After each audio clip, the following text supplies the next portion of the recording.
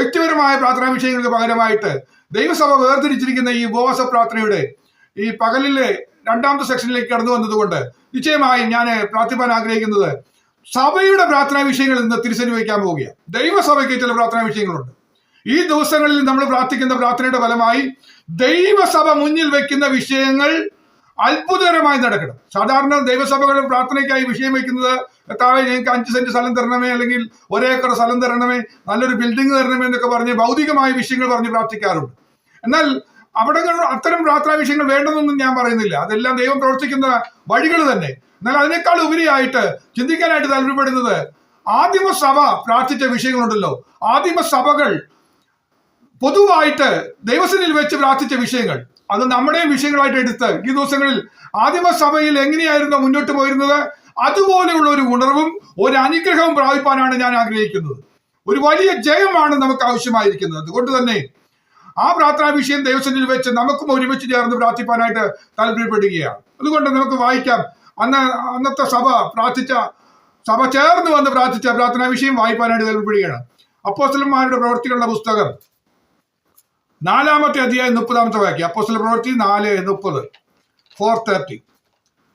അവർ പ്രാർത്ഥിച്ച പ്രാർത്ഥനാ വിഷയം എങ്ങനെയായിരുന്നു? സൗഖ്യമാക്കുവാൻ നിന്റെ കൈ നീട്ടുന്നതിനാലും നിന്റെ പരിശുദ്ധദാസനായ യേശുവിന്റെ നാമത്താൽ അടയാളങ്ങളും അത്ഭുതങ്ങളും ഉണ്ടാകുന്നതിനാലും നിന്റെ വചനം പൂർണ്ണ ധൈര്യത്തോടും കൂടെ പ്രസ്താവിപ്പാൻ നിന്റെ ദാസന്മാർക്ക് കൃപ നൽകണമേ.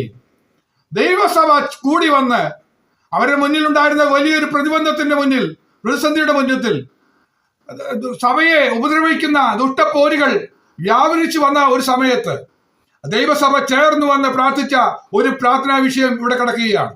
ആ പ്രാർത്ഥനാ വാചകത്തിൽ 5 പ്രാർത്ഥനാ വിഷയങ്ങൾ കിടക്കുന്നുണ്ട്.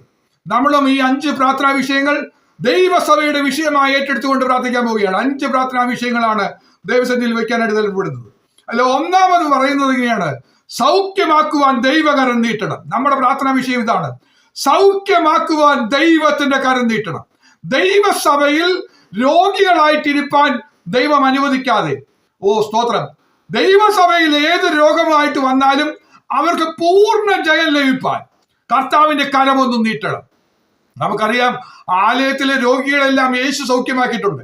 ഒരിക്കൽ യേശു ആലയത്തിൽ കടന്നു ചെന്നപ്പോൾ അവിടെ ഒരു മനുഷ്യനെ കണ്ടു, കൈ വരണ്ടിരിക്കുന്ന ഒരു മനുഷ്യനെ കണ്ടു. യേശു അവനെ സൗഖ്യമാക്കി. കാരണം ആലയത്തിലെ രോഗികളെ കണ്ടാൽ എന്റെ യേശുവിന്റെ കരമൊന്ന് നീട്ടിയാൽ അത്ഭുതം അവിടെ നടക്കും. ഒരിക്കൽ ചെന്നപ്പോൾ കൂനിയായ ഒരു സ്ത്രീയെ കണ്ടു, അവളെ സൗഖ്യമാക്കി. ഒട്ടും നിവരുവാൻ കഴിയാത്തവളായിരുന്ന അവളെ കർത്താവ് സൗഖ്യമാക്കി. ഒന്ന് ആലോചിച്ച് നോക്കിയേ, ദൈവത്തിന്റെ കരം ചലിക്കുമ്പോ ദൈവസഭയുടെ അകത്ത് രോഗസൗഖ്യം നടക്കും. ദൈവമക്കളെ, നമ്മൾ ഈ ദിവസങ്ങളിൽ ആഗ്രഹിക്കുന്നത് ഓരോ ആരാധനയിലും ഏതൊക്കെ വിഷയത്തിന് വേണ്ടിയാണോ പ്രാരംഭപ്പെട്ട് കർത്താവ് ഇന്ന രോഗസൗഖ്യമാകണമെന്ന് പറഞ്ഞ് വിഷമിച്ച് വരുന്ന ആരെങ്കിലും ഉണ്ടെങ്കിൽ അപ്പോൾ തന്നെ പ്രാർത്ഥനയുടെ ഇടയിൽ തന്നെ ദൈവകരം ചലിക്കുന്നതൊന്ന് കാണണം. കർത്താവേ, ദൈവദാസന്മാര് കയ്യിൽ നീട്ടുന്നതല്ല, മാനുഷിക കരമൊന്നും നീട്ടിയിട്ട് അതിന്റെ പേരിൽ ഒരു പ്രശംസിപ്പാൻ ഇടവരുത്താതെ ദൈവനാമ മഹത്വം വെളിപ്പെടുത്തുന്ന വിധത്തിൽ ദൈവകരം, അദൃശ്യമായ ദൈവകരം ശിരസിൽ വെച്ച് അനുഗ്രഹിക്കുന്നത് ഒന്ന് കാണുവാൻ ആഗ്രഹിക്കുകയാണ്. സ്തോത്രം. കർത്താവിന്റെ കരം ദൈവസഭയിൽ ഒന്ന് നീട്ടണം. ദുഷ്ടൻ ചിലപ്പോൾ കരം നീട്ടുന്നത് എന്തിനാ?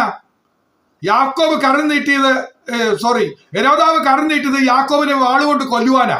വീണ്ടും ഒന്നുകൂടെ കരം നീട്ടുന്നത് പത്രോസിനെ കൊല്ലുവാനാ.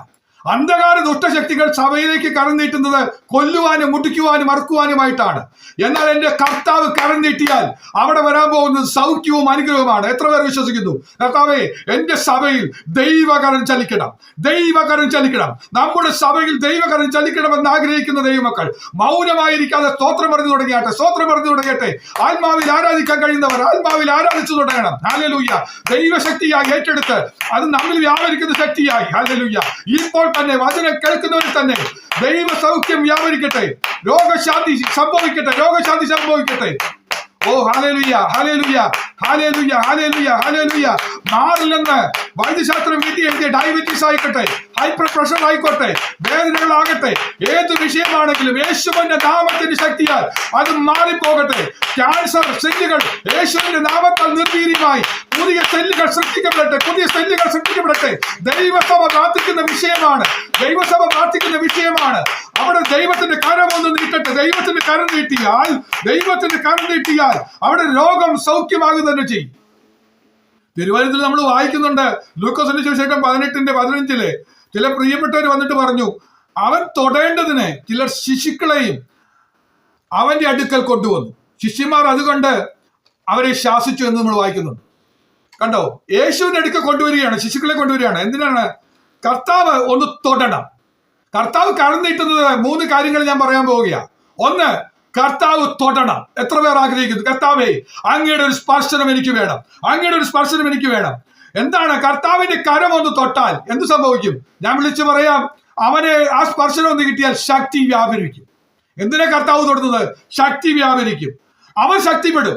കുഞ്ഞുങ്ങളെ കൊണ്ടുവന്ന് അവരെ കർത്താവ് ഒന്ന് തൊട്ടാൽ അവർ ശക്തിപ്പെടും. എവിടെ ശക്തിപ്പെടും? വിശ്വാസത്തിൽ ശക്തിപ്പെടും. ആത്മീക നന്മയിൽ അവർ ശക്തിപ്പെടും. അവർ ശക്തരായിത്തീരും. അവർ ശക്തി പകരപ്പെടും, ശക്തരായിത്തീരും. തെളിവെന്താ? നമുക്കറിയാം, ഒരു സ്ത്രീ പറഞ്ഞു, എനിക്ക് യേശുവിനൊന്ന് തൊട്ടാൽ മതി, എന്റെ 12 സംവത്സരമായിട്ടുള്ള രോഗബന്ധനം വിട്ടുമാറുമെന്ന് അവൾ ഉള്ളം കൊണ്ട് വിശ്വസിച്ച് വർദ്ധിച്ച വിശ്വാസവുമായി അവൾ ഓടിയെടുത്തു. അവൾ ചെന്ന് തൊട്ടു, ശക്തി വ്യാപരിച്ചു. ദൈവമക്കളെ, ദൈവവചനം കേൾക്കുമ്പോൾ നമ്മുടെ ഹൃദയത്തിൽ ഒരു പിടപ്പ് വരട്ടെ. കർത്താവേ, ഇത് ദൈവസഭയെ സംഭവിക്കണം, ദൈവസഭയെ സംഭവിക്കണം. കർത്താവ് കരം നീട്ടിയാൽ അവന്റെ കരത്തിന്റെ ഒരു സ്പർശനം മതി. നാഥാ, ഒരു സ്പർശനം മതി, ഒരു ടച്ച്. ഒരു ടച്ച് മതി. അവൻ തൊട്ടാൽ കുരുടന്റെ കണ്ണു തുറക്കപ്പെടും. അവന്റെ വിരലൊന്ന് ചെവിയിൽ തൊട്ടാൽ ചെവി തുറക്കപ്പെടും. യഫത സംഭവിക്കും, യഫത സംഭവിക്കും. തുറക്കപ്പെടുന്ന ചെവി, തുറക്കപ്പെടുന്ന ചെവി, തുറക്കപ്പെടുന്ന കണ്ണ്, തുറക്കപ്പെടുന്ന നാവ്, നാവിന്റെ കെട്ടുകൾ അഴിയട്ടെ. ഊമനായ അവസ്ഥകൾ വിട്ടുമാറിയെങ്കിൽ ഹല്ലേലൂയ, ആത്മാവിന്റെ ശക്തിയോടെ തുള്ളിച്ചാടി ആരാധിക്കാൻ തോന്നുകയ. കാരണം എനിക്ക് നല്ലൊരു വിശ്വാസമുണ്ട്, എന്റെ യേശുവിന്റെ കരം ദൈവസഭയ്ക്ക് വേണ്ടി നീട്ടാൻ പോവുകയാണ്. കർത്താവിന്റെ കരം ഒന്ന് നീട്ടണം, കർത്താവ് അങ്ങനെ കരം ഒന്ന് നീട്ടണം എന്ന് പറഞ്ഞുകൊണ്ട് ഞാൻ പ്രാർത്ഥിക്കുന്നതോടൊപ്പം ദൈവജനം ഒരുമിച്ച് പ്രാർത്ഥിക്കാൻ പോവുകയാണ്. യേശുവേ, അങ്ങനെ കരം ഒന്ന് നീട്ടി. കർത്താവെ, ഒന്ന് തൊടണം, തൊടണം, തൊടണം. എന്നെ ഒന്ന് തൊടണം, എന്റെ മക്കളെ ഒന്ന് തൊടണം, ദൈവസഭയിലെ ഓരോരുത്തരെയും ഒന്ന് തൊടണം. നിങ്ങളെ തൊട്ടാൽ അങ്ങയുടെ ശക്തി ഞങ്ങളിലേക്ക് വ്യാപരിക്കും, അങ്ങയുടെ ശക്തി ഞങ്ങളെ വ്യാപരിക്കും. ഇപ്പോൾ തന്നെ തിരുവചനം മൂലം അവന്റെ കരം നമ്മൾ സ്പർശിക്കുകയാണ്. വ്യക്തികളെ സ്പർശിക്കുമ്പോൾ ആ വ്യക്തിയുടെ വലിയ വ്യാപാരം ഉണ്ടാകുന്നത് ഞാൻ ആത്മാവിൽ തിരിച്ചറിയുകയാണ്, ആത്മാവിൽ തിരിച്ചറിയുകയാണ്. ശക്തി വ്യാപരിക്കും, വിടുതൽ നടക്കും, ബാധ ഒഴിയും, സ്വസ്ഥമായി തീരും, തുറക്കേണ്ടത് തുറക്കും. നിശ്ചലമായതിനെ ചലിപ്പിക്കും, നിശ്ചലമായ കണ്ണ് ചലിക്കും, നിശ്ചലമായ നാവ് ചലിക്കും. കേൾവിയില്ലാതെ ഹല്ലേലൂയ, ചെവി നഷ്ടപ്പെട്ട, ചെവിയിൽ കേൾവി ശക്തി നഷ്ടപ്പെട്ടവരിലേക്ക് ദൈവശക്തി പ്രവഹിക്കുക തന്നെ ചെയ്യും. സ്തോത്രം. ചെറിയ രോഗമാകട്ടെ, വലിയ രോഗമാകട്ടെ, പനി വന്നാൽ പോലും അവൻ തൊട്ട് സൗഖ്യമാക്കുന്നതാ. പത്രോസിന്റെ അമ്മായിമ്മയെ സൗഖ്യമാക്കിയ ദൈവകരം ഇന്നും ജീവിച്ചിരിക്കുന്നു. Hallelujah, hallelujah. എത്ര പേർ വിശ്വസിക്കുന്നു? കർത്താവേ, ഒന്ന് തൊടണം. രണ്ടാമത് നമ്മൾ വായിക്കുന്നത് ഈ കുഞ്ഞുങ്ങളുടെ കാര്യം മറ്റൊരു അധ്യായത്തിൽ വായിക്കുന്നത്, മത്തായിയുടെ സുവിശേഷത്തിൽ വായിക്കുമ്പോൾ 19:13 വായിക്കുന്നുണ്ട്. കുഞ്ഞുങ്ങളുടെ മേൽ കൈ വെക്കേണ്ടത് അവൻ കൈ വെച്ച് പ്രാർത്ഥിക്കേണ്ടതിന് വേണ്ടി കൊണ്ടുവന്നെന്നാണ് പറയുന്നത്. കുഞ്ഞുങ്ങളുടെ മേൽ കൈ വെക്കണം. തൊട്ടാ പോരാ, കൈ മുഴുവനായിട്ടൊന്ന് വെക്കണം, കൈ മുഴുവനായിട്ടൊന്ന് വെക്കണം. സ്തോത്രം, സ്തോത്രം. എന്തിനാ കർത്താവ് കരം വെച്ച് ഒന്ന് തുടക്കുന്നത്? അവന്റെ കൈയൊന്ന് വെച്ചാൽ അത്ഭുതങ്ങൾ നടക്കും, അത്ഭുതങ്ങൾ നടക്കും. നമ്മുടെ കുഞ്ഞുങ്ങള് അനുഗ്രഹിക്കപ്പെടും, നാം അനുഗ്രഹിക്കപ്പെടും. അവന്റെ കരമൊന്ന് വെച്ചാൽ, സ്തോത്രം, അവന്റെ കരമൊന്ന് വെച്ചാൽ, സ്തോത്രം, അനുഗ്രഹിക്കപ്പെടും. കണ്ണാട്ടെ, ചെവിയാകട്ടെ, എല്ലാം തുറക്കപ്പെടും. അടഞ്ഞിരിക്കുന്നത് എല്ലാം തുറന്നു വരുന്നത് നമ്മൾ കാണാൻ പോവുകയാ. സ്തോത്രം. അവന്റെ കരം ഒന്ന് വെച്ചാൽ മതി. അവന്റെ കരം വെച്ചപ്പോ കണ്ട ഒരു വലിയ അത്ഭുതം ഞാൻ പറയും. പിറവിയിലെ കുരുടനായ ഒരു മനുഷ്യൻ, കണ്ണില്ല. പിറവിയിലെ കുരുടൻ, കാഴ്ച പോയതല്ല, കണ്ണില്ല. അവിടെ 2 കുഴി, 2 ഹോള് മാത്രമുള്ള ഒരു മനുഷ്യൻ. അവന്റെ കരം ഒന്ന് ചലിച്ചു. അവൻ തുപ്പി ഒരു ചേറുണ്ടാക്കി, കുഴച്ച് ഒരു കണ്ണ് അവൻ ഉണ്ടാക്കിയെടുത്തു. മണ്ണുകൊണ്ടൊരു മെനഞ്ഞൊരു കണ്ണുണ്ടാക്കി. അവന്റെ കരം ചലിച്ചാൽ, സ്തോത്രം, ആ കരം ഒന്ന് ചലിച്ചാൽ ഇല്ലാത്തതിനെ സൃഷ്ടിക്കും. നിന്റെ ജീവിതത്തിൽ ഇതുവരെ ഇല്ലാത്തതിന് സൃഷ്ടിക്കാൻ കഴിയുന്ന ദൈവകാര്യം നമുക്ക് വേണമെങ്കിൽ, ഓ സ്വത്രം സ്വത്രം സ്വത്രം, ഒരു വിടുതൽ മാത്രം പോരാ, മാത്രം പോരാ കർത്താവെ, ഇതുവരെ ജീവിതത്തിൽ ഇല്ലാത്തത്, എന്റെ കുടുംബത്തിൽ ഇല്ലാത്തത് കർത്താവെ ചിലതൊന്ന് സൃഷ്ടിച്ചു തരണം. നിങ്ങൾക്ക് കഴിവില്ലപ്പാ, നിങ്ങൾക്ക് കഴിവില്ല നാഥ, ഈ വൈദ്യശാസ്ത്രത്തിന് കഴിവില്ല നാഥ, ലോകത്തിന് കഴിവില്ല നാഥ, വൈദ്യന്മാർക്ക് കഴിവില്ലാത്തതിന് കർത്താവിന്റെ കരം ചലിച്ചാൽ, കർത്താവിന്റെ കരം ഒന്ന് നീട്ടിയാൽ, ഞാൻ പറയട്ടെ, സൃഷ്ടിക്കപ്പെടും. ഓ ഹല്ലേലൂയ, സൃഷ്ടിക്കപ്പെടും. ലോകം ബുദ്ധി ഉണ്ടാക്കിക്കൊണ്ടിരിക്കുക. ഞാൻ പറയട്ടെ, കർത്താവ് പറഞ്ഞത് എന്താണെന്നറിയോ? നിങ്ങളിൽ ആർക്കെങ്കിലും ജ്ഞാനം കുറവാകുന്നുവെങ്കിൽ ഔദാര്യമായി കൊടുക്കുന്നവന്, കർത്താവിന്റെ കയ്യിൽ സ്റ്റോക്ക് ഉണ്ടെന്ന് പറഞ്ഞു. ബുദ്ധി വേണമെങ്കിൽ ബുദ്ധി അവന്റെ കയ്യിൽ സ്റ്റോക്ക് ഉണ്ട്. ഔദാര്യമായി കൊടുക്കുന്നവനോട് യാചിക്കട്ടെ എന്ന് പറയുന്നത്. എത്ര വേണമെങ്കിലും തരാന്നാ പറയുന്നത്. നമ്മളൊന്ന് പ്രാർത്ഥിച്ചാലോ? നമ്മുടെ തലമുറകൾക്ക് കർത്താവെ ജ്ഞാനം കുറവാകുന്നു എന്ന് തോന്നുമ്പോ കർത്താവെ അവർക്ക് സ്വർഗീയ ജ്ഞാനം കൊടുക്കണം. ഈ ലോകത്തിൽ അവർക്ക് ജീവിക്കാൻ ആവശ്യമായ ജ്ഞാനം ഒന്ന് പകർന്ന് അവരെ ഒന്ന് ബലപ്പെടുത്തണമേ നാഥ. അവർ ലോകമോഹങ്ങളിൽ പെട്ടുപോകരുത് കർത്താവെ. അവർക്ക് വിവേകം, നന്നായി വകതിരിവ്, കർത്താവെ അറിവ്, പരിജ്ഞാനം കർത്താവെ അവർക്ക് നൽകുവാൻ തക്കവണ്ണം കർത്താവെ ജ്ഞാനം ഒന്ന് അവർക്ക് പകർന്നു കൊടുത്താട്ടെ. കർത്താവെ ഇല്ലാത്തതിനെ കൊടുക്കുന്ന ദൈവം കർത്താവെ, സൃഷ്ടിക്കുന്ന ദൈവം, ആ കരമൊന്ന് പൂർണ്ണമായി ഒന്ന് ചലിക്കട്ടെ. യേശുവിന്റെ നാമത്താൽ അവന്റെ കരം നീട്ടുന്നത് അത്ഭുതങ്ങൾ നടക്കാൻ വേണ്ടിയാ. ഓ, അടയാളങ്ങൾ നടക്കുമെന്ന് വിശ്വസിക്കുന്ന ദൈവമക്കളെ, സ്തോത്രം. അങ്ങനെ തന്നെ സംഭവിക്കട്ടെ. പിന്നെ പറഞ്ഞത് കുഞ്ഞുങ്ങളെ അനുഗ്രഹിക്കേണ്ടതിനാണ് കൈവച്ചെന്ന് പറഞ്ഞു. അനുഗ്രഹിക്കേണ്ടത്, അവൻ കൈവച്ചാൽ മൂന്നാമത് സംഭവിക്കുന്ന അനുഗ്രഹം നടക്കും. എന്താ അനുഗ്രഹം നടക്കുന്നത്? അവന്റെ കരങ്ങളിൽ സംഭവിക്കുന്നത്, അവന്റെ കയ്യിൽ അപ്പം കൊടുത്തപ്പോ അവനൊന്ന് അനുഗ്രഹിച്ചു, വാഴ്ത്തി, നുറുക്കി എന്ന് നമ്മൾ വായിക്കുന്നു. അതങ്ങ് വർദ്ധിച്ചു. അവൻ കരം വെച്ച് അനുഗ്രഹിച്ചാൽ വർദ്ധിക്കും. എന്തു വേണമെങ്കിലും വർദ്ധിച്ചു കിട്ടും. ഏതാ വർദ്ധിക്കേണ്ടത്? കർത്താവെ, ആരോഗ്യം ഒന്ന് വർദ്ധിക്കണം. അവൻ കരം വെച്ച് ഹല്ലേലൂയ, ആരോഗ്യം വർദ്ധിക്കട്ടെ. വാർദ്ധക്യം വരുമ്പോ ഉപേക്ഷിക്കാത്തവന്റെ കരമൊന്ന് ചലിച്ചാൽ, വാർദ്ധക്യം വന്നാലും പുഷ്ടി വെച്ചും പച്ച പിടിച്ചു വിരിക്കുന്ന അനുഭവങ്ങൾ തരുവാൻ വാഗ്ദത്തം കിടക്കുമ്പോ നമ്മൾ എന്തിനു ക്ഷീണിച്ചു പോകണം? വാർദ്ധക്യത്തെ ഓർത്തുകൊണ്ട് പഴിച്ചുകൊണ്ടിരിക്കേണ്ട ദൈവമക്കളെ ശക്തിപ്പെടുത്തുന്ന ദൈവകരം പേശികളിലേക്ക് ഇറങ്ങട്ടെ, കരങ്ങളിൽ അസ്ഥികളിലേക്ക് വ്യാപരിക്കട്ടെ. ദൈവകരം ചലിച്ച്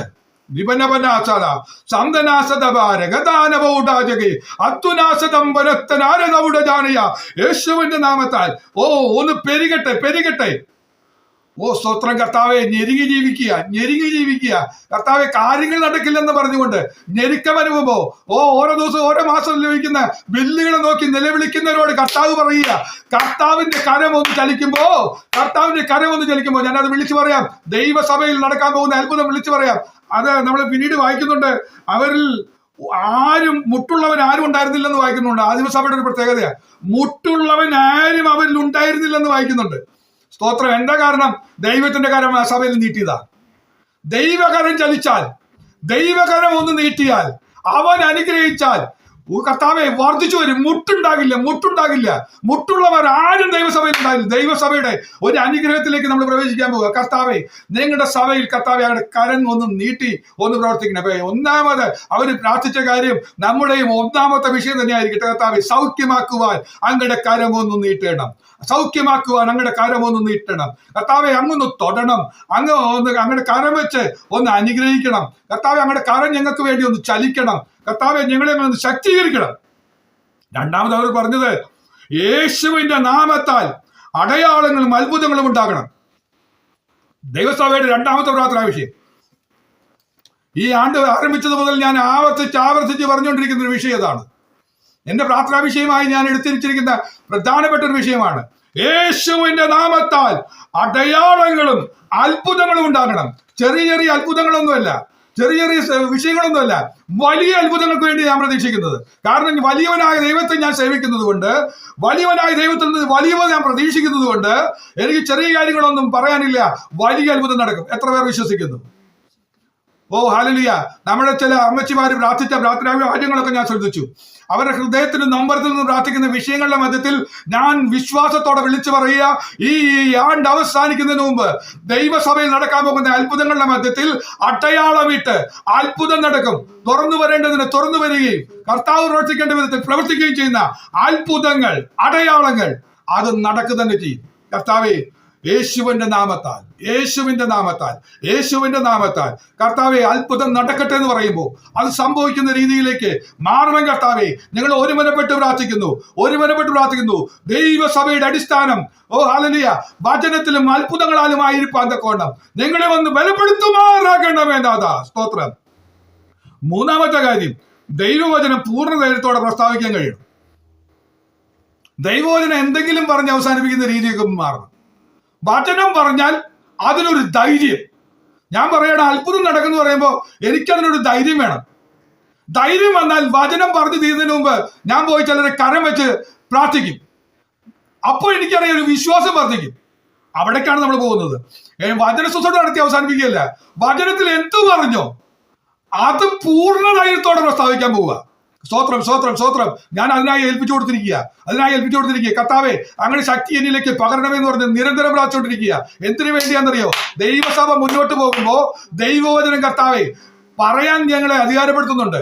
എന്നാൽ അതിനൊരു പൂർണ്ണധൈര്യം കിട്ടാതെ ഇങ്ങനെ നടക്കും, ഇങ്ങനെ തന്നെ സംഭവിക്കും, വചനം നിറവേറും, ഇപ്പോൾ നിറവേറും എന്ന് പറയത്തക്കോണമുള്ള ഒരു ആധികാരിക ധൈര്യം, ഒരു പൂർണ്ണ ധൈര്യം ഉണ്ടാകുവാൻ കർത്താവേ അങ്ങനെ ധൈര്യത്തോടെ പ്രസ്താവിക്കാൻ ഇന്ന് പ്രസ്താവിക്കുന്നത്.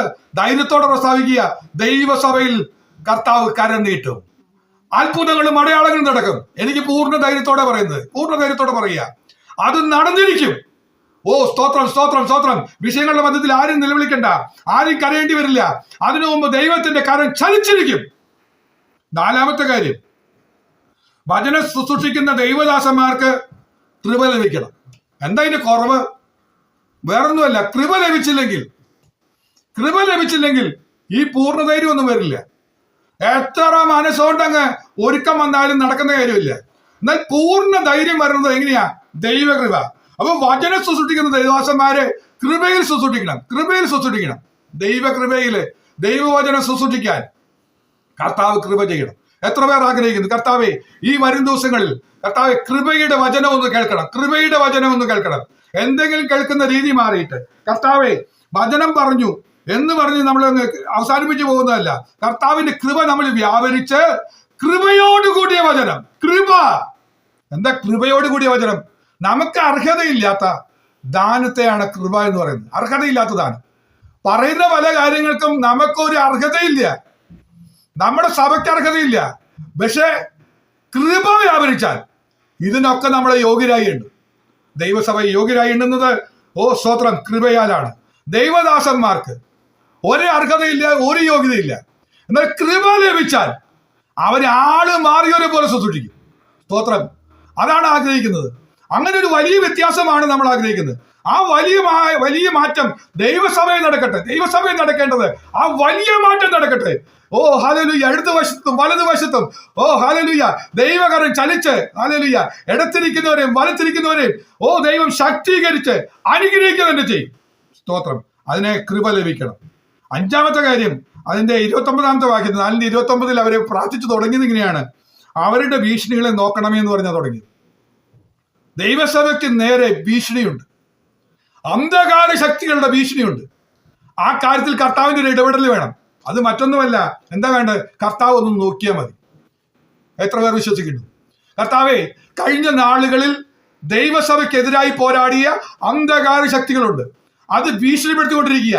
തകരും, ഇല്ലാതെയാകും, ഇതൊന്നും മുന്നോട്ട് പോവില്ല, വളരില്ല, നന്നാവില്ല എന്നൊക്കെ പറഞ്ഞ് ഭീഷണിപ്പെടുത്തിക്കൊണ്ടിരിക്കുന്ന ദുഷ്ടന്റെ ചില ചിന്തകള്, ഇതെല്ലാം മാറുവാൻ അത്തരം അനുഭവങ്ങളൊക്കെ, ഭീഷണികളെ കർത്താവ് എങ്ങനെ മാറ്റുന്നത്?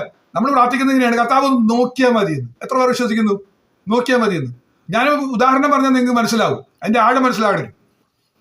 ഇസ്രായേൽ മക്കള് ചെങ്കടലിൽ വിവാഹിക്കപ്പെട്ടപ്പോൾ അവരുടെ കാളവണ്ടിയും കുതിരവണ്ടിയൊക്കെ കഴുതവണ്ടിയൊക്കെ ആയിട്ട് അവർ മുന്നോട്ട് പോവുക. അപ്പോ ഫറവോൻ പറയുന്നത്, എനിക്ക് രഥം ഉണ്ടെന്നാ പറയുന്നത്.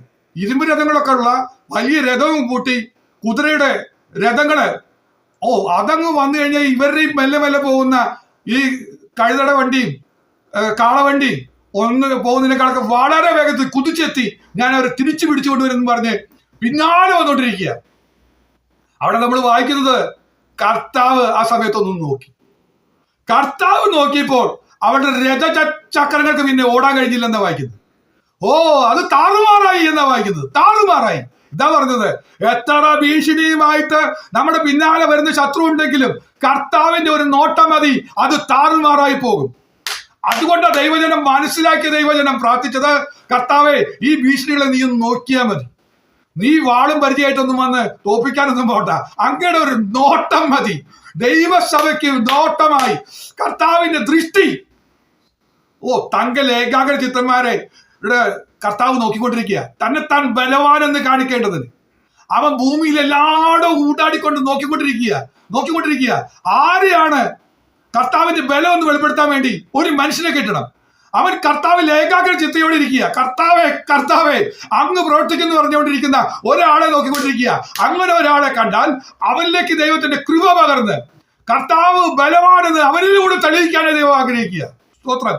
ദൈവത്തിന്റെ ആഗ്രഹം ഒന്ന് ഓർത്ത് നോക്കി. അങ്ങനെയാണെങ്കിൽ കർത്താവ് സഭയിലേക്ക് നോക്കുമ്പോൾ ഈ ദിവസങ്ങളിൽ സഭയിൽ ചിലരെ കർത്താവ് വേർതിരിക്കാൻ പോകുക. അഭിഷേകത്തിന്റെ ശക്തിയുമായി ദൈവജനത്തെ ദൈവം വേർതിരിക്കാൻ പോകുക. ഈ ദിവസങ്ങളിൽ പ്രാർത്ഥനയോടെ ഏകാഗ്രതയോടെ അവനിൽ ആശ്രയിക്കുന്ന അവനിൽ ഏകാഗ്രതയോടെ ഇരിക്കുന്ന സഹോദരന്മാരെ ദൈവത്തിന്റെ അഭിഷേകം പകർന്ന് നിറവ് പകർന്ന് ശക്തി പകർന്ന് ദൈവം അവരെ വേർതിരിക്കാൻ പോകുക. എന്തിനാണെന്നറിയാമോ? ദൈവത്തിന്റെ ബലം എന്ന് പറഞ്ഞു നോക്കി. ബലഹീനനെ ശക്തരാക്കുവാൻ, ഇല്ലാത്തതിനെ സൃഷ്ടിക്കാൻ കഴിയുന്ന ദൈവത്തിന്റെ ബലം, അത് ദൈവസഭയിൽ നടക്കും. അത് നമ്മിലൂടെ വ്യാപരിക്കാൻ ദൈവം ചിലരെ തെരഞ്ഞെടുക്കാൻ പോകുക. ഒറ്റ കാര്യം ചെയ്താൽ മതി, അവനിൽ ഏകാഗ്രതയോടെ ഇരുന്നാൽ മതി. മറ്റ് വിഷയങ്ങളെല്ലാം വിട്ടേ, ഭൗതികമായ വിഷയങ്ങളെല്ലാം വിട്ടേ. സ്തോത്രം.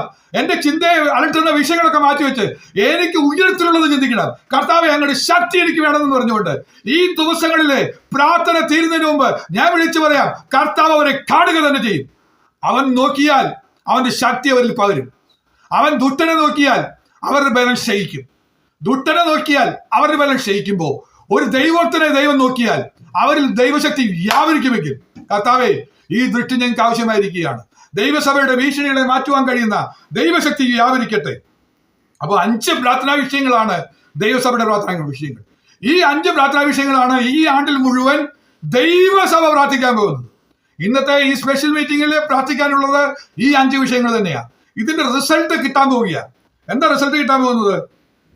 അതിന്റെ 31ാമത്തെ വാക്യം ഒന്ന് വായിച്ചേ. ഇപ്പോൾ തന്നെ സംഭവിക്കുന്ന ചില കാര്യങ്ങൾ വിളിച്ചു പറയട്ടെ. അവർ കൂടിയിരുന്ന സ്ഥലം കുലുങ്ങി. സ്തോത്രം. അവർ കൂടിയിരുന്ന സ്ഥലം കുലുങ്ങി. യേശുവിന്റെ നാമം ജയ്. ആത്മശക്തിയുടെ വലിയ വ്യാപാരം വരുമ്പോ ഒരു കുലുക്കം ഉണ്ടാകും. ഭൂമി കുലുക്കം ഉണ്ടായെന്നല്ല പറയുന്നത്, അവർ കൂടിയിരുന്ന സ്ഥലം. കർത്താവിന്റെ സന്നിധിയിൽ കൂടിയിരിക്കുമ്പോ ദൈവത്തിന് ശക്തി വരുന്നത് അനുഭവിക്കാൻ പറ്റുമെന്ന്. ഹല്ലേലൂയ. നമ്മളിനി ശക്തി എന്ന് പറയല്ല, നമ്മൾ ശരീരത്തിൽ അനുഭവിക്കും. അനങ്ങാതിരിക്കാൻ പറ്റില്ല. ശരീരം ചലിച്ചു തുടങ്ങും, ശരീരം വിറച്ചു തുടങ്ങും. അത് നമ്മൾ അനുഭവിക്കാൻ പോകുക. നമ്മുടെ ആരാധനയെ വെളിപ്പെടുന്ന ദൈവശക്തി ഒന്ന് കാണാൻ പോകുക. നമുക്കറിയാം, അപ്പോസ്തലപ്രവൃത്തി 2:12 പറയുന്നുണ്ട്, അവരിതുപോലെ കൂടിയിരുന്ന സമയത്ത് പെട്ടെന്ന് കൊടിയ മുഴക്കം പോലെ, കൊടിയ കാറ്റടിക്കുന്ന പോലെ ഒരു മുഴക്കം ഉണ്ടായി എന്നാ പറയുന്നത്. ആ മുഴക്കം ഉണ്ടായിട്ട് അവർ ഇരുന്നിരുന്ന വീട് മുഴുവൻ നിറച്ചു.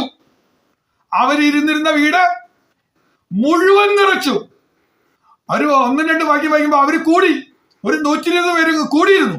ദൈവമക്കളെ, ദൈവസഭ കൂടിയിരിക്കുമ്പോ ഒരു കാറ്റടിക്കാൻ പോകുന്നുണ്ട്. പരിശുദ്ധാത്മാവിന്റെ കാറ്റ് വീശിയടിക്കുന്നത് പോലെ വന്ന് നമ്മളെ ടച്ച് ചെയ്ത് നമ്മളെ ഒന്ന് ഇളക്കാൻ പോവുക. കാറ്റടിക്കുമ്പോൾ പിടിച്ചു നിൽക്കാൻ പറ്റില്ല, നമ്മൾ ഇളകിയാടും. കഴിഞ്ഞ നാളുകളിലെ ആത്മശക്തിയോടെ ആരാധിച്ചിരുന്നവർ, ദൈവസഭയില് ഒരു പായലിരുന്ന് ആരാധിച്ചിരുന്നവർ നരങ്ങി മുന്നോട്ട് പോകുന്നത്, തുള്ളിച്ചാടി പോകുന്നത് ഞാൻ കണ്ടിട്ടുണ്ട്. ഇന്ന് കസേരയിലിരുന്ന് ആരാധിക്കുന്ന ദൈവജനം അനങ്ങുന്നത് കണ്ടിട്ടില്ല. എന്താ കാരണം? കാറ്റടിക്കുന്നില്ല. കർത്താവേ, സഭയിൽ വീശിയടിക്കുന്ന ഒരു കാറ്റ്. അത് എങ്ങനെയാ അടിക്കുന്നത്? ഒരു മുഴക്കം. സ്തോത്രം. കർത്താവ് ഒരു മുഴക്കം ഉണ്ടാക്കിയാൽ മതി. അവന്റെ ശബ്ദത്തിൽ വിറയ്ക്കാത്തതൊന്നുമില്ല. അവന്റെ ശബ്ദം മാൻപേടകളെ പ്രസവിക്കുമാറാക്കുന്ന, വനങ്ങളെ തോലിരിക്കുന്ന ആ ശബ്ദം ഇളക്കങ്ങൾ ഉണ്ടാക്കും. ദൈവസഭയിൽ പ്രാർത്ഥിക്കുമ്പോ ഇപ്പൊ തന്നെ ദൈവശബ്ദം ചിലത് ഇളക്കുകയാണ്. ഇതുവരെ ഉണ്ടായിരുന്ന ചില ചിന്തകളൊക്കെ ഒന്ന് മാറ്റി ഓ ഹല്ലേലൂയ. ദൈവം നമ്മെ ഇളക്കുകയാണ്, നമ്മെ ഒന്ന് ഉണർത്തുകയാണ്. തട്ടി ഉണർത്തുന്ന ദൈവകരം ചലിക്കട്ടെ. ഓ യേശുവിന്റെ നാമത്താൽ, യേശുവിന്റെ നാമത്താൽ. യേശുവിന്റെ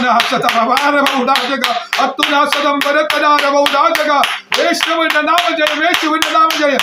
ഓ നമ്മെ ചലിപ്പിക്കുന്ന ദൈവകരം. അവർ കൂടിയിരുന്ന വീട് മുഴുവൻ നിറച്ചു വയ്ക്കും. ഇന്ന് വിളിച്ചു പറയട്ടെ, ദൈവസഭ വിഷയങ്ങൾ പ്രാർത്ഥിച്ചത് സഭയുടെ വിഷയങ്ങൾ വേണ്ടി പ്രാർത്ഥിച്ചെങ്കിൽ ഞാൻ വിളിച്ചു പറയുക, സഭയിൽ മാത്രമല്ല ചലനം വരാൻ പോകുന്നത്, നമ്മുടെ വീട്ടിനകത്തും അതേ മുഴക്കം വരാൻ പോകുക. പരിശുദ്ധാത്മാവിന്റെ അതേ മുഴക്കം വന്നിട്ട് അതേ ശബ്ദം വന്നിട്ട് വീട് നിറയ്ക്കാൻ പോകുക. ആത്മശക്തിയുടെ വ്യാപാരത്താൽ നിറയ്ക്കുമ്പോൾ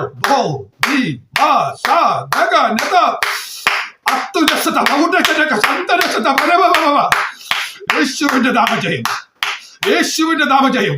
ഭവനാന്തരീക്ഷം നിറഞ്ഞ ഓ ഹല്ലേലൂയ ഹല്ലേലൂയ ആത്മശക്തിക്കായി ഞാൻ ദൈവത്തെ സ്തുതിക്കുകയാണ്. ഓ റൈറ്റ് നൗ ഇപ്പോൾ തന്നെ ഓ ഹല്ലേലൂയ വീഞ്ഞു വന്ന അഭിഷേകത്തിന്റെ പുഷ്ടി, മൃഗങ്ങളെ തകർത്തൊടിക്കുകയാണ്. അഭിഷേകത്തിന്റെ പുഷ്ടി വീട്ടിനകത്ത് നിറഞ്ഞു വരുന്ന അഭിഷേകത്തിന്റെ പുഷ്ടി. ഓ വീടിനെ ബന്ധിക്കുന്ന അന്ധകാര മുഖങ്ങളെ തകർത്തൊടിക്കുകയാണ്. തകരട്ടെ. ദൂട്ടാൻ വയ്ക്കുന്ന മുഖം ഇനി കൊണ്ടു നടക്കാനുള്ളതല്ല. വേദനയുടെ മുഖം തകരട്ടെ. ഓ സ്തോത്രം. ക്ഷീണിപ്പിക്കുന്ന മുഖം തകരട്ടെ. യേശുവിന്റെ നാമത്താൽ, അധികാരമുള്ള യേശുവിന്റെ നാമത്താൽ രോഗബന്ധനങ്ങളുടെ മുഖങ്ങൾ യേശുവിന്റെ നാമത്തിൽ തകരട്ടെ. ഓ സ്തോത്രം. ഒരു വലിയ ജയം ലഭിക്കുകയാണ്. രണ്ടാമത് നമ്മൾ അവിടെ വായിക്കുന്നത് എല്ലാവരും പരിശുദ്ധാത്മാവ് നിറഞ്ഞവരായെന്നാണ് വായിക്കുന്നത്. ഓ രണ്ടാളെ ആരാധിക്കുമ്പോൾ മൂന്നാളെ നോക്കിയിരിക്കും. സ്തോത്രം. ഇപ്പൊ തന്നെ ആരാധിക്കാൻ പറഞ്ഞപ്പോ എല്ലാവർക്കും ആരാധിക്കാൻ കഴിഞ്ഞില്ലേ? എന്താ കാരണം? നമുക്ക് ജയം കിട്ടിയേ പറ്റുള്ളൂ. ദൈവസഭയിൽ ഒരാൾ പോലും അനങ്ങാതിരിക്കരുത്. പരിശുദ്ധാത്മാവ് എല്ലാവരും ഒന്നും നിറഞ്ഞ്. അപ്പൊ രണ്ടാമത് സംഭവിച്ചത്, ഈ പ്രാർത്ഥനയുടെ റിസൾട്ട് എന്ന് ഓർക്കുമ്പോൾ പ്രാർത്ഥിക്കാതിരിക്കാൻ പറ്റുന്നില്ല. ഇത് നമുക്ക് ആവശ്യമുള്ള റിസൾട്ടാ. എന്താ റിസൾട്ട്? കൂടിയിരുന്ന സ്ഥലം കുലുങ്ങി, എല്ലാവരും പരിശുദ്ധാത്മാവ് നിറഞ്ഞവരായി. 3, ദൈവവചനം ധൈര്യത്തോടെ പ്രസ്താവിച്ചു. ദൈവവചനം നമ്മൾ പ്രാർത്ഥിച്ച വിഷയമല്ലേ? ദൈവവചനം ധൈര്യത്തോടെ പ്രസ്താവിക്കണം. ഇന്ന് പ്രസ്താവിക്കുന്ന അങ്ങനെയാ, ധൈര്യത്തോടെ പ്രസ്താവിക്കുക. ഇനി മുതലുള്ള ദിവസങ്ങളിൽ വചനത്തിന്റെ ആധികാരികതയോടെ, ശക്തിയോടെ, ധൈര്യത്തോടെ പ്രസ്താവിക്കും. ഓ ഇന്ന് പ്രാർത്ഥിച്ചു കഴിഞ്ഞാൽ കിട്ടുന്ന റിസൾട്ട് എത്ര വലുതാണെന്ന് ആലോചിക്കുക. 4-ാമത് 33-ാമത്തെ വാക്യം വായിക്കുമ്പോൾ അപ്പോസ്തലന്മാർ മഹാശക്തിയോടെ കർത്താവായ യേശുവിന്റെ പുനരുദ്ധാനത്തിന് സാക്ഷ്യം പറഞ്ഞു എന്ന് പറയുന്നത്. അവിടെ പറഞ്ഞൊരു പദം വായിച്ചിട്ട് ഞാൻ ഞെട്ടിപ്പോയി. വെറൊരു ശക്തിയല്ല. ആ 4-ാം അധ്യായം 33-ാം വാക്യം വായിക്കുമ്പോൾ ഇങ്ങനെ കാണുക, അപ്പോസ്തലന്മാർ മഹാശക്തിയോടെ കർത്താവായ യേശുവിന്റെ പുനരുദ്ധാനത്തിന് സാക്ഷ്യം പറഞ്ഞു. മഹാശക്തി എന്തിനാണെന്നറിയാമോ? പുനരുദ്ധാനത്തിനാ. മരിച്ചതിനെ ഉയർപ്പിക്കാൻ വേണ്ടിയുള്ള ശക്തിയാ പുനരുദ്ധാനത്തിന്റെ ശക്തി. അത് വ്യാപരിച്ചത് എവിടെയാ? എന്റെ യേശുവിലാണ്. സ്തോത്രം. 3-ാം നാളിൽ, ആഴ്ചവട്ടത്തിന്റെ 1-ാം ദിവസം ആ ശക്തി കല്ലറയിൽ വ്യാപരിച്ചപ്പോ നമ്മൾ കാണുകയാണ്, അവൻ ഉയർത്തെഴുന്നേറ്റു. അവൻ ഇവിടെ ഇല്ല, അവൻ ഉയർത്തെഴുന്നേറ്റു. ഇതാ ശക്തി. ഈ ശക്തി ആരിലേക്ക് പകർന്നു എന്ന് പറഞ്ഞ്? അപ്പോസ്തലന്മാർക്ക് ലഭിച്ചു എന്ന് പറഞ്ഞു. സ്തോത്രം. എത്ര പേർക്ക് ആഗ്രഹമുണ്ട്? ശത്രു നശിപ്പിച്ചാൽ, രക്തമെല്ലാം ഊറ്റിക്കളഞ്ഞാൽ, രക്തത്തിലല്ലോ ജീവനുള്ളത്. ജീവനത്തിന്റെ ഒരംശം പോലും ഇല്ലാതെ ഊറ്റിക്കളയാൻ വേണ്ടിയാണ് യേശുവിനെ അടിച്ചതും ദണ്ഡിപ്പിച്ചതുമല്ല. അവസാനത്തുള്ളി രക്തം വരെ പുറത്തു വരാൻ, പുറത്തൊഴുകി പോകാൻ വേണ്ടി കുന്തം കൊണ്ട് കുത്തി. അവസാനം പറഞ്ഞു, ഇനി രക്തമില്ലെന്ന് പറഞ്ഞ അവസാനം തുള്ളി വെള്ളം മാത്രമേ വന്നത്. അവസാനത്തുള്ളി രക്തം കൂടെ വന്നതിന് ശേഷമാണ് വെള്ളം പുറത്തു വരുള്ളൂ. രക്തം പുറത്ത് മുഴുവൻ പോയി വെള്ളം പുറത്തു വന്നു എന്ന് നമ്മൾ വായിക്കുന്നു. ഓ ഹല്ലേലൂയ. ശത്രു പറയാ ഇനി ജീവിക്കില്ലെന്ന്. പക്ഷെ ഈ മഹാശക്തിയുണ്ട്. പുനരുദ്ധാനത്തിന്റെ മഹാശക്തിക്ക് കഴിയാത്ത ഒരു കാര്യവുമില്ല. ഇത് ആരിൽ പകർന്നു? അപ്പോസ്തലന്മാരിൽ പകർന്നെങ്കിൽ ദൈവവൃത്യന്മാരിൽ ഈ ശക്തി പകരാൻ പോകുക. നിസ്സാര ശക്തിയല്ല. പ്രാർത്ഥിച്ചത്, ദൈവമേ അങ്ങയുടെ നാമത്താൽ അടയാളം അത്ഭുതം ഉണ്ടാവണമെന്ന് പ്രാർത്ഥിച്ച്. പക്ഷെ ദൈവം കൊടുത്തപ്പോ എന്താ ചെയ്തത്? അവന്റെ ഭണ്ഡാരത്തിലൊന്നും കുറവില്ല. ധാരാളമായി ഔദാര്യമായി കൊടുക്കുന്നവൻ അങ്ങ് പകർന്നു കൊടുത്തപ്പോ മഹാശക്തി കിട്ടി. ചെറിയൊരു ശക്തിയൊന്നല്ല കിട്ടാൻ പോകുന്നത്, മഹാശക്തി. അത് കിട്ടിക്കഴിഞ്ഞാൽ പറയാനുള്ള സാക്ഷ്യം എന്താ? ഈ ഉയർപ്പിന്റെ സാക്ഷിയാണ് പറയാനുള്ളത്. ഉയർത്തുന്ന സാക്ഷ്യം. മരണം വിധി എഴുതിയെടുത്ത് മാറ്റി എഴുതാൻ പോകുക. തലമുറകൾക്ക് ഡോക്ടർ വിധി എഴുതി 2 മാസമേ ഇനി ജീവിക്കുന്നുള്ളൂ എന്ന് പറയുന്നിടത്ത് കഴിഞ്ഞ 3.5 വർഷം ജീവനും ശക്തി പകർന്നെങ്കിൽ, വിശ്വാസത്താൽ വ്യാപരിച്ച ദൈവശക്തി പ്രിയ മകളിൽ വ്യാപരിച്ചെങ്കിൽ, സ്തോത്രം, 2 മാസം 3 മാസം വിധി എഴുതിയെടുത്ത് കഴിഞ്ഞ 3.5 വർഷമായിട്ട് ആ ശക്തി, ദൈവത്തിന്റെ പുനരുത്ഥാനത്തിന്റെ ശക്തി വ്യാപരിച്ചെങ്കിൽ, വിശ്വാസത്തോടെ പറഞ്ഞാട്ടെ, ദൈവസഭയിൽ ഇനിയും അത്ഭുതങ്ങൾ നടക്കുക. ദൈവസഭ പ്രാർത്ഥിക്കുമ്പോ ഹല്ലേലൂയ, അപ്പോസ്തലന്മാർ ശുശ്രൂഷിക്കുന്നത് പുനരുത്ഥാനത്തിന് സാക്ഷി പറയാനാ. നമ്മളിനി സാക്ഷ്യം പറയും, മറ്റുള്ളവരോട് പറയും, ഞങ്ങളുടെ സഭയിൽ അത്ഭുതം നടന്നു, മരണത്തിന്റെ വിധിയെ മാറ്റി എഴുതി അത്ഭുതം നടന്നു, മരണത്തിന്റെ വിധിയെ മാറ്റി എഴുതി അത്ഭുതം നടന്നു. ഇത് മൗനമായിരിക്കേണ്ട വിഷയമല്ല. എല്ലാവരും സാക്ഷ്യം പറയാൻ തുടങ്ങണം. വരും ദിവസങ്ങളിൽ സാക്ഷ്യം പറയാൻ പോകുക. 5ാമത് അവിടെ വായിക്കുന്നത്, എല്ലാവർക്കും ധാരാളം കൃപ ലഭിച്ചു എന്നവിടെ വായിച്ചിരുന്നു. എല്ലാവർക്കും ധാരാളം. അവിടെ ആ പദം കണ്ടോ? കൃപ ലഭിച്ചു എന്നുള്ളതിന്റെ തൊട്ട് മുമ്പില് ഒരു അഡ്ജക്റ്റീവ് ചേർത്ത് വെച്ചിട്ടുണ്ട്. ആ ഫ്രേസ് വായിച്ച് ഞാൻ ഞെട്ടിപ്പോയി. ധാരാളം കൃപ. കർത്താവേ, ഒരു ചെറിയ കൃപ കിട്ടിയാൽ മതി എന്നൊക്കെ പറഞ്ഞുകൊണ്ടിരിക്കുകയായിരുന്നു ഞാൻ. കർത്താവ്, ഒരു ചെറിയ കൃപ കിട്ടിയാൽ പോലും എത്ര അനുഗ്രഹം. സ്തോത്രം പറയാനുള്ള കൃപ മതി എന്ന് ഞാൻ പറഞ്ഞിട്ട് പ്രാർത്ഥിച്ചിട്ടുണ്ട്. കർത്താവേ, നന്നായി സ്തോത്രം പറയണം. എന്താ നന്നായി സ്തോത്രം പറയുന്നത്? അന്യഭാഷ പറയുന്നവൻ നന്നായി സ്തോത്രം പറയുന്നു എന്റെ അർത്ഥം. ഞാൻ നന്നായി സ്തോത്രം പറഞ്ഞാൽ എനിക്കറിയാം എന്റെ വായിൽ അന്യഭാഷ വരും. നന്നായി അന്യഭാഷ പറഞ്ഞാൽ മഹാശക്തിയോട് വ്യാപരിക്കും. മഹാശക്തി വ്യാപരിച്ചാൽ അത്ഭുതം നടക്കും. ഞാൻ പറഞ്ഞു, ഒരു കൃപ മതി എന്ന് പറഞ്ഞ് പ്രാർത്ഥിക്കാറുണ്ടായിരുന്നു. എന്താ പ്രാർത്ഥിക്കുന്നത്? കർത്താവേ, നന്നായി സ്തോത്രം പറയാനുള്ള കൃപ മതി, വേറൊന്നും വേണ്ട, വചനമൊന്നും പറയണമെന്നില്ല, സ്തോത്രം എന്ന് പറയാൻ കൃപ ലഭിച്ചാൽ മതി. ഞാൻ പലപ്പോഴും പറഞ്ഞിട്ടുണ്ട്, ഒരു പ്രിയ ദേവദാസിനെ കുറിച്ച് എനിക്ക് നല്ല പരിചയമുണ്ട്. കൃപ വന്ന ഉടനെ ആ മനുഷ്യനൊന്ന് പ്രാർത്ഥിക്കാൻ വേണ്ടി എഴുന്നേറ്റ് 4 സ്തോത്രം പറയുമ്പോൾ സംഭവിക്കുന്ന കാര്യം ഞാൻ പറഞ്ഞിട്ടുണ്ട്. അന്തരീക്ഷം അങ്ങ് മാറും. ആ പ്രാർത്ഥിക്കാൻ നിൽക്കുന്ന സമയത്ത് അന്തരീക്ഷം മാറും. പെട്ടെന്ന് ദൈവശക്തിയോട് വ്യാപരിക്കുന്ന തിരിച്ചറിയുന്ന വിധത്തിൽ സ്തോത്രം പറഞ്ഞു തുടങ്ങിയാൽ മതി. അത്ര കൃപ മനുഷ്യന് ലഭിച്ചിരുന്നു. ഞാൻ ഇന്നും വിശ്വസിക്കുന്നു ദൈവമക്കളെ, ദൈവസഭയുടെ പ്രാർത്ഥന കഴിയുമ്പോൾ ദൈവമക്കളിലേക്ക് ഈ കൃപ ധാരാളമായി പകരാൻ പോകുക. ധാരാളമായ ദൈവകൃപ വരുമ്പോ നമ്മൾ സ്തോത്രം പറഞ്ഞു തുടങ്ങിയാൽ ദൈവ സാന്നിധ്യം കൊണ്ട് നിറയും. ദൈവസഭയിൽ ദൈവ സാന്നിധ്യം നിറയാത്തക്കവണ്ണം സ്തോത്രം പറയട്ടെ. ഞാൻ പലപ്പോഴും ആഗ്രഹിച്ചു പോയിട്ടുണ്ട്, ഞാൻ പറയുന്ന അത്രയെങ്കിലും മിനിമം സ്തോത്രം ദൈവജനം എന്ന് പറഞ്ഞാൽ കൊള്ളാമെന്ന്. പലപ്പോഴും ഞാൻ ചിന്തിച്ചിട്ടുണ്ട്, ഞാൻ ഉറക്കെ പറയുന്ന സ്തോത്രത്തിന്റെ ശക്തിയോടെങ്കിലും മിനിമം അത്രയെങ്കിലും, അത് പോരാ, ഒന്നുമല്ല, അത്രയെങ്കിലും ശക്തിയോടെ ദൈവത്തെ ഒന്ന് സ്തുതിക്കാൻ ദൈവജനം ഒന്ന് പഠിച്ചാൽ മതി. അതൊരു കൃപയാ. ഞാനത് പലപ്പോഴും പറഞ്ഞിട്ടുണ്ട്. എന്റെ ബാല്യം മുതൽ എന്റെ മമ്മി എന്നെ ഉപദേശിച്ച് പഠിപ്പിച്ചൊരു കാര്യമാണ്, മോനെ സ്തോത്രം പറയും മോനെ. എന്റെ മമ്മി ഉപദേശിച്ച ഒരേ ഒരു കാര്യമാണ് സ്തോത്രം പറയാൻ പഠിപ്പിച്ചതാ. ഞാനത് പലവട്ടം ആവർത്തിച്ച് പറയുന്നുണ്ട്, മറക്കാതെ പറയുന്നൊരു കാര്യമാണ്. ഇരുത്തി സ്തോത്രം പറയിപ്പിക്കുകയായിരുന്നു. അത് ജീവിതത്തിൽ ഒരു ശീലമായി മാറി. ഇപ്പം മനസ്സലക്ഷ്യമായി നടക്കാറില്ല. എപ്പോൾ യാത്ര ചെയ്യുകയാണെങ്കിലും എന്തൊക്കെയാണെങ്കിലും 1-2 സെക്കൻഡിനുള്ളിൽ എന്റെ മനസ്സ് വീണ്ടും സ്തോത്രത്തിൽ കവിഞ്ഞു വരും. ദൈവത്തെ സ്തുതിക്കാതിരിക്കാൻ കഴിയില്ല. നന്ദിയോടെ എന്റെ ഹൃദയത്തെ ദൈവത്തെ സ്തോത്രം പറഞ്ഞുകൊണ്ടിരിക്കും. അതൊരു ശീലമായി മാറി. എന്റെ സ്കൂൾ ജീവിതത്തിലൊക്കെ സ്തോത്രം പറഞ്ഞ് പഠിച്ച് ജീവിതത്തില് എത്ര സ്തോത്രം പറയണമെന്ന് അറിഞ്ഞുകൂടാ. ഞാൻ സഭയിലൊക്കെ പഠിപ്പിക്കുമായിരുന്നു. ആദ്യം പഠിപ്പിച്ചു 100 സ്തോത്രം പറയാൻ പഠിപ്പിച്ചു. 100 സ്തോത്രം പറയാതെ സഭയെ വരരുതെന്ന് പറഞ്ഞു പഠിപ്പിച്ചു. ഒരു ദിവസം 100 സ്തോത്രം. അത് ആൾക്കാർക്ക് ബുദ്ധിമുട്ടായി വന്നു. കുറച്ച് കഴിഞ്ഞപ്പോൾ അവർ സ്തോത്രം നന്നായി പറയാൻ തുടങ്ങിയപ്പോൾ ഞാൻ അവരോട് പറഞ്ഞു, സ്തോത്രം 100 പറഞ്ഞാൽ പോരാ, 1000 സ്തോത്രമെങ്കിലും പറയണമെന്ന് പറഞ്ഞു. പലരും അത് ഏറ്റെടുത്തു. ഞങ്ങളുടെ സഭയിൽ ഒരു ആന്റി അതങ്ങ് വല്ലാതെ സ്വീകരിച്ചു. ആന്റിയുടെ ജീവിതത്തിൽ എന്ത് പ്രശ്നം വന്നാലും സ്തോത്രം പറയാൻ തുടങ്ങി. ഒരു 1000 സ്തോത്രം പറയുമ്പോഴേക്കും ആന്റിക്ക് ദൈവശക്തി കിട്ടുന്നതെന്ന് തുടങ്ങി. കാരണം ആന്റിക്ക് ഒരു പഴയൊരു എക്സ്പീരിയൻസ് കിടക്കുന്നുണ്ടായിരുന്നു. അവർ കൊന്ത എത്തിക്കുന്ന ഒരു ശീലം ഉണ്ടായിരുന്നു. അത് ഒരു കാര്യം തന്നെ പലവട്ടം പറയുന്നതാ. അപ്പൊ ആന്റി പറഞ്ഞു, അന്ന് ഞാൻ കുറെ കൊന്തയൊക്കെ എത്തിച്ചു. എന്നിട്ട് പറഞ്ഞു, കൊന്തയുടെ അതിന്റെ ശക്തി കൂട്ടാൻ വേണ്ടി കർണക്കൊന്തയൊക്കെ ചൊല്ലി നോക്കിയിട്ടുണ്ട്, പക്ഷെ ഒന്നും സംഭവിച്ചിട്ടില്ല. എന്താ പാസ്റ്റർ പറഞ്ഞതൊന്ന് പരീക്ഷിക്കാന്ന് വിചാരിച്ച്, ഇതൊരു ശക്തിയാണ്, ഇതൊരു മന്ത്രമാണ്, സൂത്രമാണെന്നൊക്കെ എനിക്ക് തോന്നി.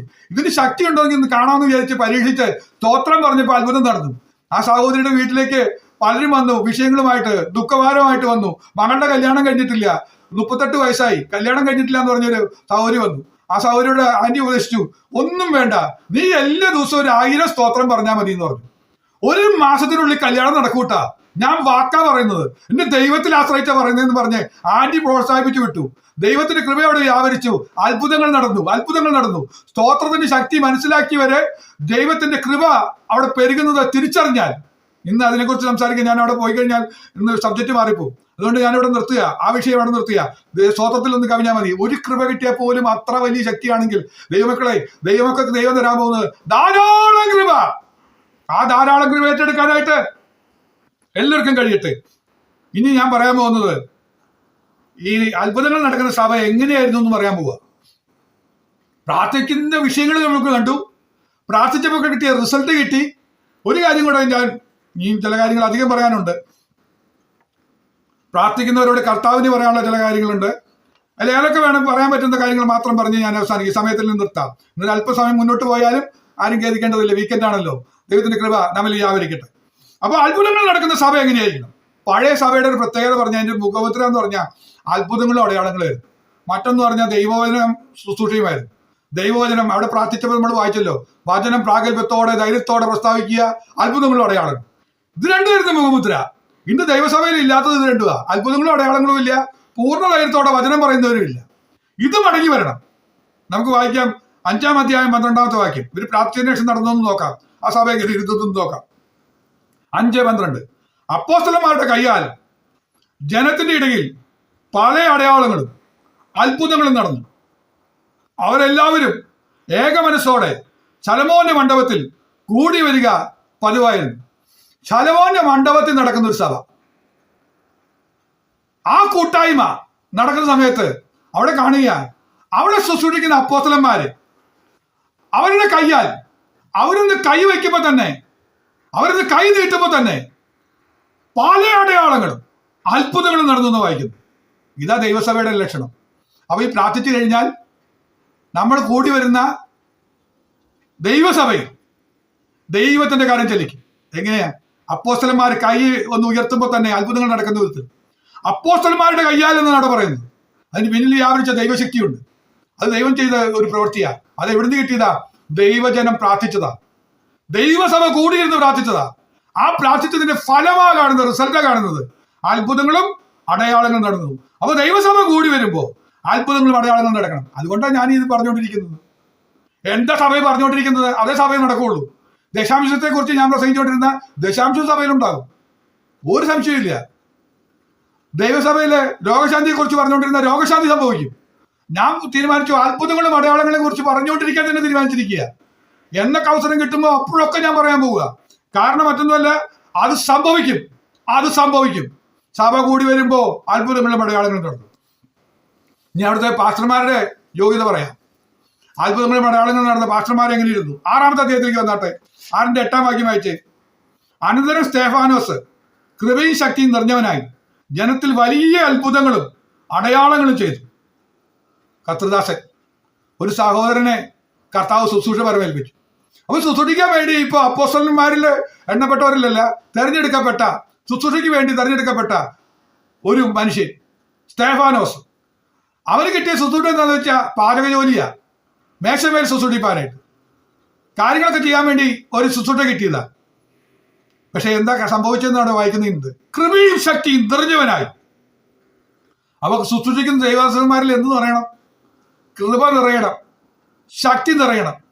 ദൈവജനമേ, ഈ ദൈവസഭയുടെ പ്രത്യേകത പറഞ്ഞു. പ്രാർത്ഥിച്ച ദൈവസഭയില് പിന്നീട് കണ്ടത്, ദൈവസഭയുടെ അകത്ത് അടുക്കളയിലാണെങ്കിലും ശരി, സ്റ്റോർ റൂമിലാണെങ്കിലും ശരി, പാട്ട് പാടുന്നവരായാലും ശരി, ഇൻസ്ട്രുമെന്റ് ഉപയോഗിക്കുന്നവരാണെങ്കിലും ശരി, ആരിലാണെങ്കിലും അവരിലൊരു ശുശ്രൂഷ വെളിപ്പെടുമ്പോൾ കൃപ നിറയും, ശക്തി നിറയും.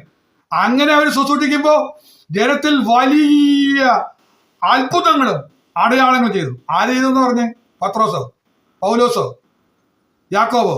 വരുന്നല്ല, സ്തേഫാനോസ് ചെയ്തെന്ന് ഒന്ന് പറഞ്ഞ ആ പേരിന്റെ അവിടെ നമ്മുടെ പേര് ചേർത്ത് പറഞ്ഞേ, കർത്താവേ, ദൈവസഭയില് എന്നെ അംഗമാക്കി വെച്ചിട്ടുണ്ടെങ്കിൽ ഇപ്പോൾ എനിക്ക് ശുശ്രൂഷയൊന്നുമില്ല, ഇപ്പൊ ഞാൻ വളരെ നിസ്സാരമായി വന്നു പോകുന്ന ഒരു വ്യക്തിയാണ്, എന്നെ കർത്താവെ മുന്നിലേക്കൊന്ന് നയിക്കുന്ന ദൈവശക്തി വ്യാപരിക്കാൻ തൊക്കണം. ആ കൃപയൊന്നും നിറയട്ടെ, ഓ ശക്തി ഒന്നും നിറയട്ടെ. അങ്ങനെയാണെങ്കിൽ അത്ഭുതങ്ങൾ നടക്കും. ഇനി ഞാൻ പറയാൻ പോകുന്നത് ദൈവസഭയിൽ വന്ന വിശ്വാസികളുടെ സ്വഭാവം എന്ന് പറയാം. വിശ്വാസികൾ എങ്ങനെയായിരുന്നു? നമ്മളെ പോലെ ദൈവസഭയിൽ പലതരം വിശ്വാസികൾ വരും. ചിലര് കാണാൻ വേണ്ടി വരുന്നവരുണ്ട്, എണ്ണ എത്തിക്കാൻ വേണ്ടി വരുന്നവരുണ്ട്, ചിലര് ഒന്ന് സ്വത്രം പറഞ്ഞു പോകാന്ന് വിചാരിച്ചു പോകുന്നവരുണ്ട്, ചിലർ മാർക്കിടാൻ വരുന്നവരുണ്ട്. ഇതെല്ലാം കൂടെ ചേർന്ന സഭ. എന്നാൽ അങ്ങനെയല്ല സഭ വേണ്ടത്. എങ്ങനെയായിരുന്നു സഭ വേണ്ടത്? 4-ാമത്തെ അധ്യായം 32-ാം വാക്യം വായിച്ചാൽ മതി. നമ്മൾ തുടങ്ങിയ വശത്തേക്ക് വരാം. 4:32. വിശ്വസിച്ചവരുടെ കൂട്ടം. വിശ്വാസികൾ എങ്ങനെയായിരുന്നു? വിശ്വസിച്ചവരുടെ കൂട്ടം. 1, ഏകഹൃദയം. പാസ്റ്റർ പറഞ്ഞാൽ സംശയദൃഷ്ടിയോടെ കേൾക്കുകയല്ല, യെസ് എന്ന് പറയാൻ കഴിയണം. ആമേൻ, ഉവ്വ്, അങ്ങനെ തന്നെ എന്ന് പറയുന്ന ഏകഹൃദയം. 2, ഏക മനസ്സ്. വളരെ ബുദ്ധിമുട്ടാ. ഏകഹൃദയമോ ഏക മനസ്സൊന്നും വരില്ല. വചനം പ്രസംഗിച്ചുകൊണ്ടിരിക്കുമ്പോൾ തന്നെ ഇപ്പൊ കുറെ പേരുടെ മനസ്സ് പോയി. സബ്ജക്റ്റ് എവിടെ പറഞ്ഞത് പോയി, കണക്ഷൻ പോയി കിടക്കുക. എവിടേക്കോ പോയി. മുഖത്ത് നോക്കിയിരിക്കുന്നുണ്ട്. ഓ, വേറെ കണ്ണടച്ചിട്ടൊന്നുമില്ലെന്നേ, പക്ഷെ മനസ്സെങ്ങോട്ടോ പോയി. ആ വചനത്തിൽ തന്നെ ശ്രദ്ധ വെച്ചോണ്ടിരിക്കണം. അതിന് വല്ല ഗുണമുണ്ടോ? ഒരിക്കൽ പൗലോസ് പ്രസംഗിച്ചുകൊണ്ടിരിക്കുമ്പോൾ ഒരു മനുഷ്യനെ കണ്ടു.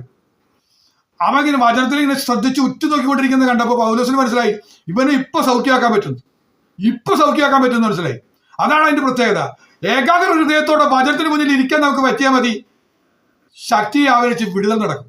മുടന്തനാണെങ്കിലും കുരുടനാണെങ്കിലും സകിടനാണെങ്കിലും ശക്തി വ്യാപരിച്ചിരിക്കും. അതുകൊണ്ട് ഏകഹൃദയം, ഏക മനസ്സ്.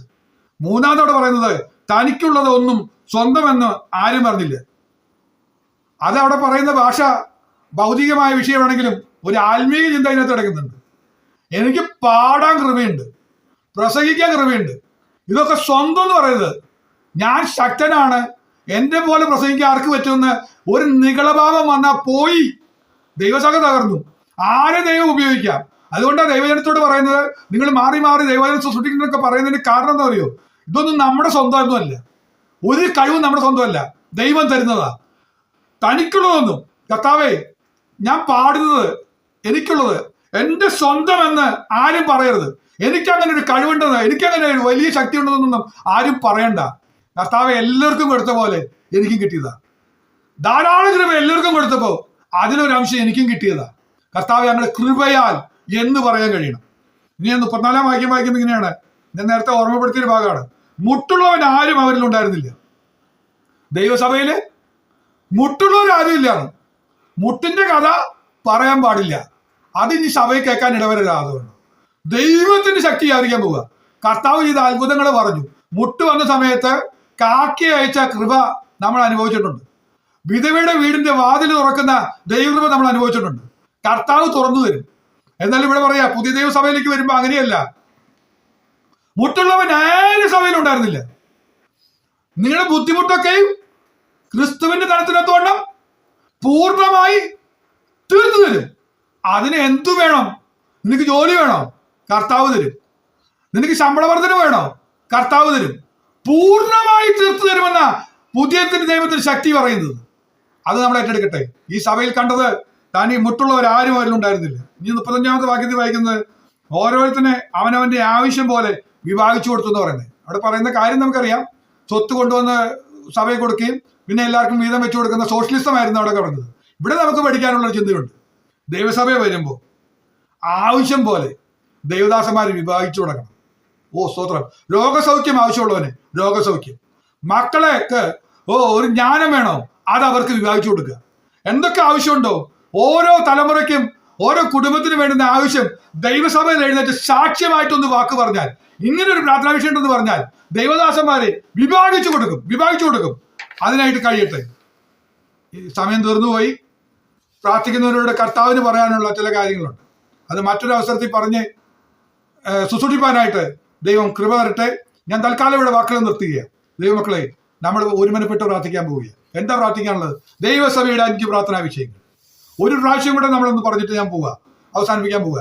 സൗഖ്യമാക്കുവാൻ കർത്താവെ ദൈവകരം നീട്ടണം. ദൈവകരം ദൈവസഭയിൽ ഒന്ന് നീട്ടണം. അത് അനുഗ്രഹത്തിനാണ്, വിടുതലിനാണ്, ശക്തിക്കാണ്, ഹല്ലേലൂയ, വർദ്ധനവിനാണ്. കർത്താവെ ആ വിധത്തിൽ അങ്ങയുടെ കരം ദൈവസഭയിൽ നീട്ടണം. 2, യേശുവിന്റെ നാമത്താലുള്ള അത്ഭുതങ്ങളും അടയാളങ്ങളും ദൈവസഭയിൽ നിരന്തരം നടക്കണം, നിന്നുപോകരുത്, നടക്കണം. 3, ദൈവവചനം പറയുമ്പോൾ പൂർണ്ണ ധൈര്യത്തോടെ ദൈവദാസന്മാർക്ക് പ്രസ്താവിക്കാൻ കഴിയണം. പൂർണ്ണ ധൈര്യത്തോടെ വചനം പ്രസ്താവിക്കാൻ കഴിയണം. 4, ദൈവവചനം ശുശ്രൂഷിക്കുന്ന ദൈവദാസന്മാർക്ക് കൃപ ലഭിക്കണം. വിശ്വാസികൾക്ക് ധാരാളം കൃപ ലഭിക്കണം. 5, ഭീഷണികളെ കർത്താവ് നിന്ന് നോക്കണം. ദൈവസഭയ്ക്കെതിരായി പോരാടുന്ന ശത്രുവിന്റെ സകല ഭീഷണികളെ കർത്താവ് നോക്കണം. എങ്കിൽ സഭ അനുഗ്രഹിക്കപ്പെട്ടു. ആദിമസഭ പോലെ തന്നെ ശക്തമായ സഭയായി മാറി. ആ സഭയുടെ തുടക്കം വന്നത് എങ്ങനെയാ? 3000 പേര്. പിന്നീട് നമ്മൾ വായിക്കുന്നത് 5000 പേര്. ആയിരങ്ങളുടെ പെരുക്കം തരുന്ന ഒരു സഭയായി മാറുവാൻ ദൈവം തന്റെ ശക്തി അയക്കട്ടെ, കൃപ നൽകട്ടെ എന്ന് പറഞ്ഞുകൊണ്ട് ഞാൻ എന്റെ വാക്കുകളെ ചുരുക്കുക.